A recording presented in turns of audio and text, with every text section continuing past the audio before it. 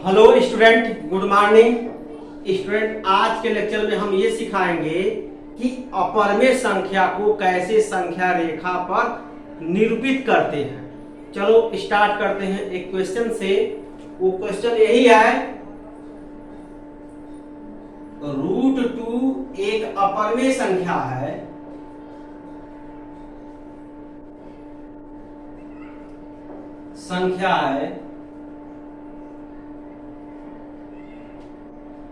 इस संख्या को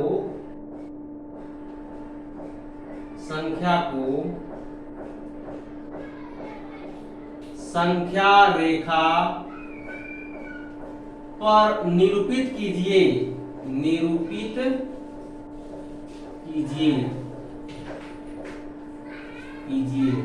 चलो सॉल्यूशन दिया जाए स्टूडेंट। √2 क्या है? एक अपरमेय संख्या है। लिखेंगे क्या? √2 एक अपरमेय संख्या है। अपरमेय संख्या है। √2 कैसी संख्या है स्टूडेंट? √2 अपरमेय संख्या है। अब देखो, सबसे पहले हम क्या करेंगे? संख्या रेखा बनाएंगे। तो संख्या रेखा यहां बना लो, ठीक है। ये संख्या रेखा है।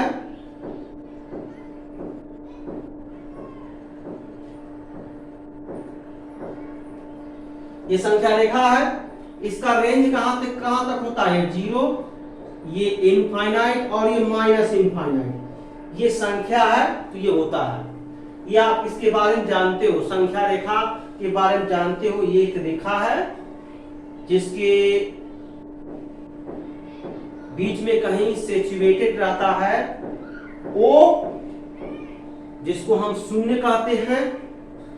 अब देखो, ये O है जिसको हम शून्य कहते हैं। शून्य के दाईं तरफ धन संख्या होगा, शून्य के बाईं तरफ ऋण संख्या होगा, ठीक है।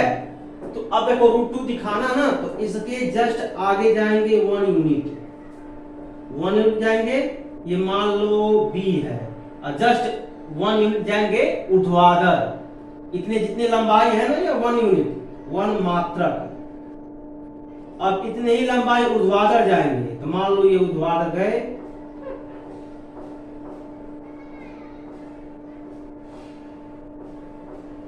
ये आपका C हो गया, ठीक है। और BC भी क्या है? 1 मात्रक का है। तो देखो स्टूडेंट, अब इसको हम मिलाएंगे। OC, अब यहां से अच्छे से देखो, जो OC का मान होगा, त्रिभुज OBC कोण B 90 अंश, समकोण त्रिभुज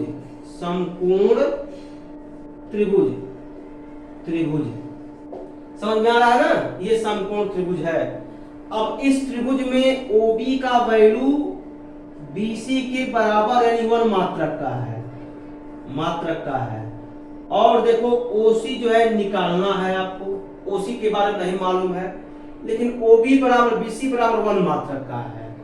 अब देखो, OC कैलकुलेट कर लो पहले पाइथागोरस प्रमेय से।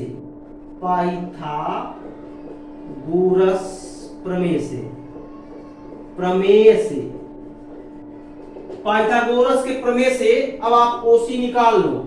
OC का square equal to OB square plus BC square. OC square equal to 1 square plus 1 square is equal to 1 plus 1 is equal to 2। OC equal to √2 हो गया। OC का वैल्यू कितना हो गया स्टूडेंट? √2 हो गया। ये वैल्यू √2 हो गया। अब देखो, OC रियल लाइन पर है नहीं स्टूडेंट, और ये भी पता होना चाहिए स्टूडेंट, √2 एक अपरमेय संख्या है। तो अगर √2 अपरमेय संख्या है तो वास्तविक रेखा के गैपिंग में लाई करेगा। अब चूंकि गैपिंग में लाई करेगा, उसका सिचुएशन क्या होगा इसके बारे में हमको नहीं मालूम है। तो स्टूडेंट देखो, अब यहां पर OC के बराबर आप एक कंपास लेंगे, जिसको हम हिंदी में प्रकार कहते हैं।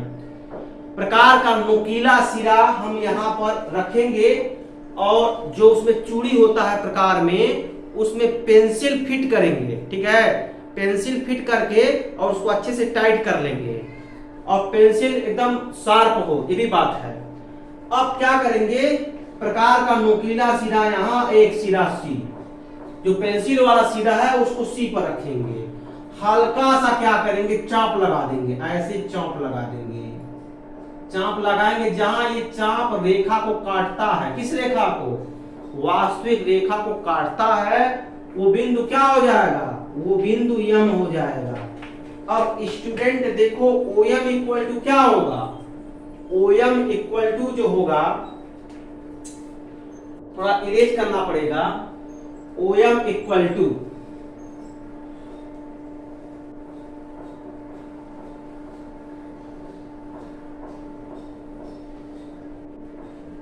OM इक्वल टू OC होगा। क्यों, क्योंकि O को केंद्र मानकर OC रेखा के दूरी के बराबर एक चाप लगाए हैं जो संख्या रेखा पर कट कर रहा है बिंदु M पर।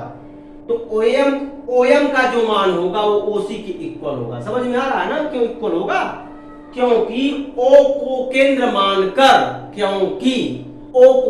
मानकर OC रेखा के दूरी के बराबर एक ऐसा चाप लगाए हैं जो डॉटेड लाइन से निरूपित करता है, और ये चाप बिंदु M पर काटता है, तो OC रेखाखंड के बराबर रेखाखंड OM है। तो कंफर्म हो गया स्टूडेंट, OM का जो वैल्यू √2 ही होगा, क्योंकि OC का जो वैल्यू है, OC का वैल्यू √2 है। तो देखो OM का जो वैल्यू है √2, देखो संख्या रेखा पर हम दिखा दिए कि नहीं दिखा दिए, बिल्कुल दिखा दिए। O से लेकर के अगर डिस्टेंस मेजर करें, O से लेकर के बिंदु M तक पहुंचेंगे तो √2 के इक्वल होगा। अब √2 का जो वैल्यू होगा वो 1.1414 होगा, समथिंग ऐसे होगा, ठीक है, 1.4 सॉरी स्टूडेंट, यहां पर ये 1.414 ऐसे होता है। तो अब हम संख्या रेखा पर निरूपित कर दिए, ठीक है ना, यहां तक नोट करो।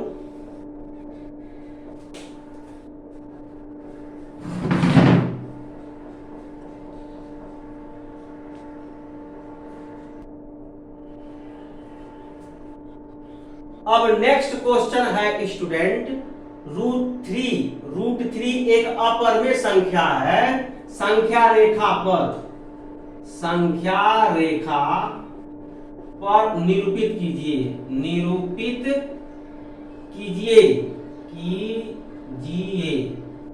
ठीक है। √3 एक अपरिमेय संख्या है, संख्या रेखा पर निरूपित करना है।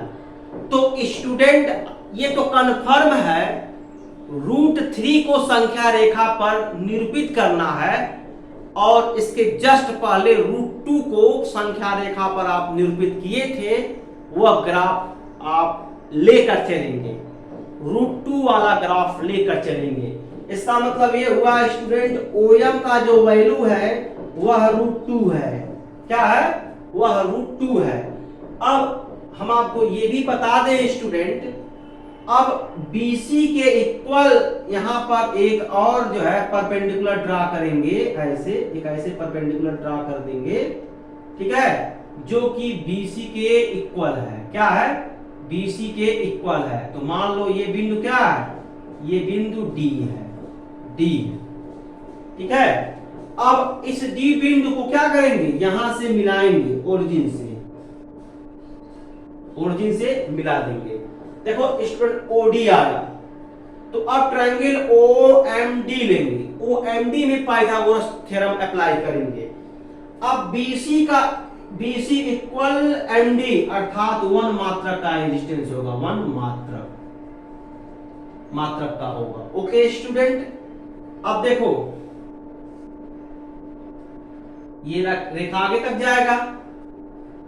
अब यहां से क्या करेंगे स्टूडेंट, अब पता चल गया ना, यहां लिख भी सकते हो, triangle OMD angle m equal 90 degree, OM equal to √2, MD equal to 1।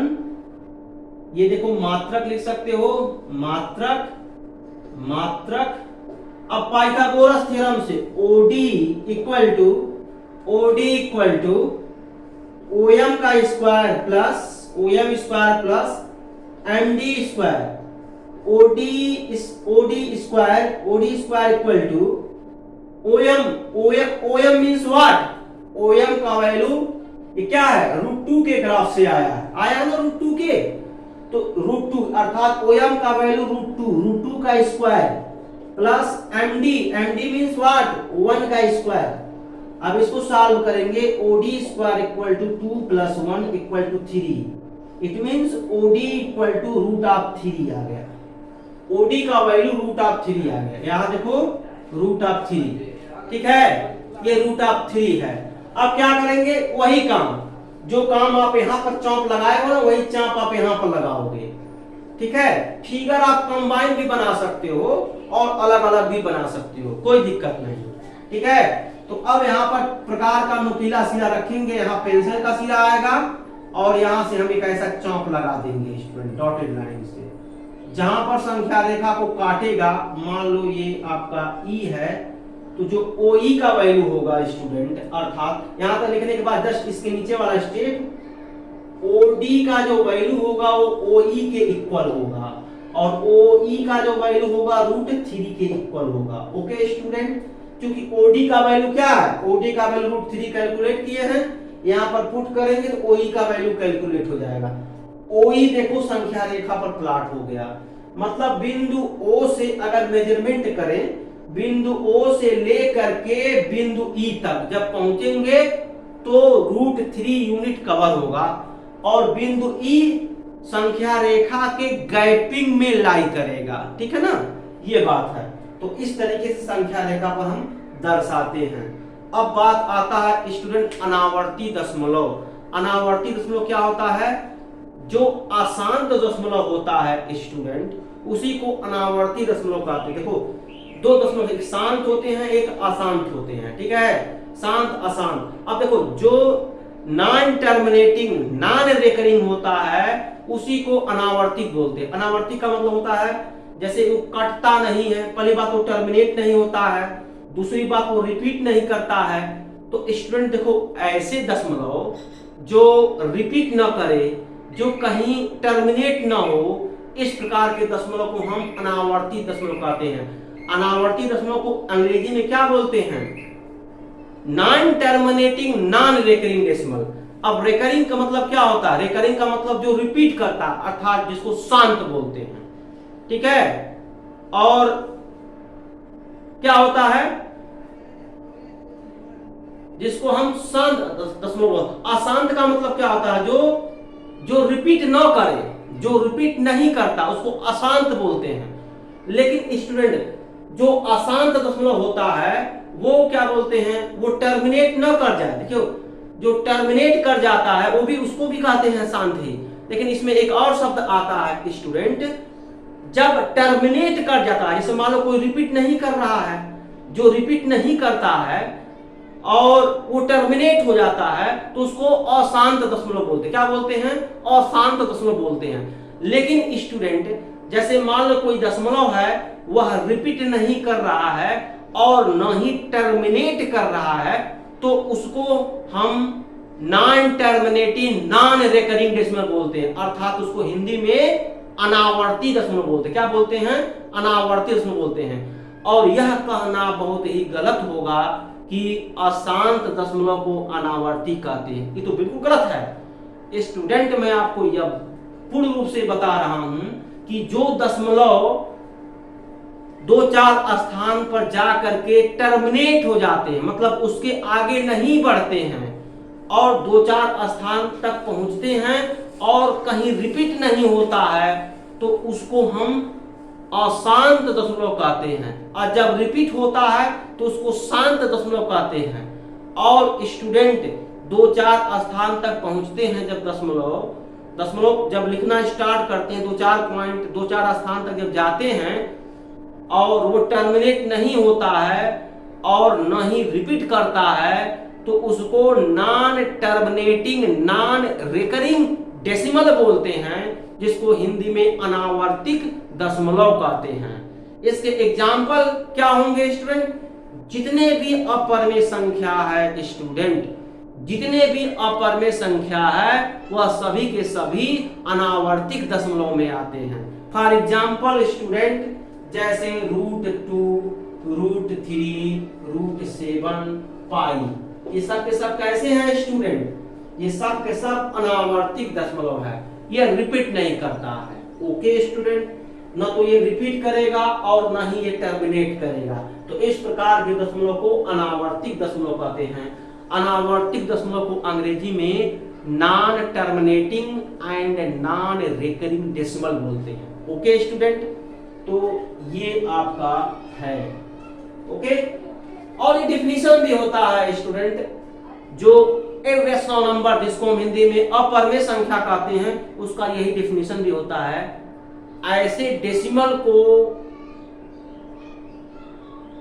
Irrational number बोलते हैं, ऐसे डेसिमल को इर्रेशनल नंबर बोलते हैं जो non terminating non recurring decimal हो। ओके, उसी को इर्रेशनल नंबर बोलते हैं। ठीक है, तो जो non terminating non recurring decimal होता है वही स्टूडेंट अनावर्तिक दशमलव होता है।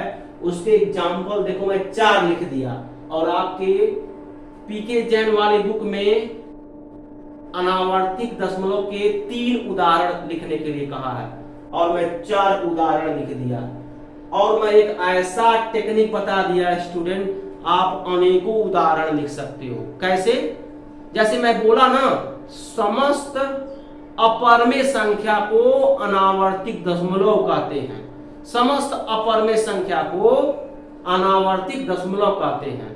अब जो संख्या करड़ी में होता है, जो संख्या करड़ी में होता है वही संख्या तो अपरिमेय संख्या होता है। और मैं यह भी बता दूं स्टूडेंट, जितने भी ऋण संख्या है, जिसको हम अंग्रेजी में प्राइम नंबर कहते हैं, ऋण संख्या अगर करड़ी में है तो कन्फर्म है वह संख्या अपरिमेय संख्या होता है। और जो ऋण संख्या का स्टार्टिंग होता है वो 2 से होता है। 2, 3, 5, 7, 11, ठीक है, 13, 17, 19, इस टाइप के जितने भी संख्या होंगे स्टूडेंट, वो सब के सब ऋण संख्या होंगे।